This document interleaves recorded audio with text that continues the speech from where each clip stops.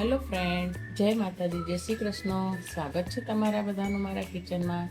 તો આજે આપણે બનાવશું વ્રત કે ઉપવાસમાં સવારે બ્રેકફાસ્ટમાં લઈ શકાય એવો banana and makhana milk shake. એના માટે મેં 1 ગ્લાસ દૂધ લીધું છે, 1 બાઉલ મખાના, કાજુ બદામ, મધ અને 2 કેળા. તો ચાલો આપણે એને બનાવવાની શરૂઆત કરીએ. ગેસ ચાલુ કરીને એક પેન મૂકીને એમાં આપણે આ મખાણા શેકી લઈશું.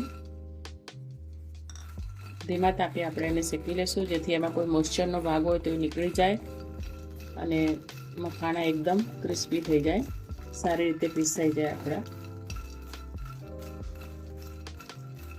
સવારે જો તમે આ મિલ્ક શેક લેશો ને મખાના અને બનાનાવાળો, તો આખો દિવસ તમને એનર્જી રહેશે. ઉપવાસમાં પણ તમારે બીજું કંઈ ફરાળ લેવાની જરૂર નહીં પડે.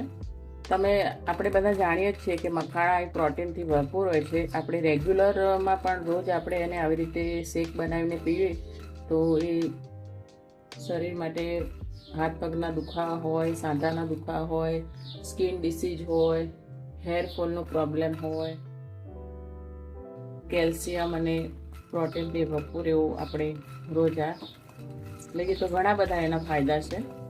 તો ચાલો, આપણા મખાના શેકાઈ ગયા છે. હવે આપણે એને મિક્સર જારમાં પાવડર બનાવી દઈએ. થોડા ઠંડા થાય પછી આપણે એનો પાવડર બનાવીશું. તો આપણે મખાના પીસી લીધા છે. હવે આપણે એક મિક્સર જારમાં એને એડ કરીશું.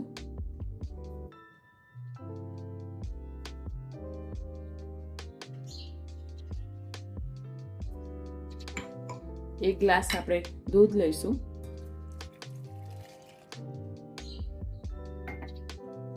બે કેળાના મેં પીસ બનાવી લીધા છે, તેને આપણે એમાં એડ કરીશું.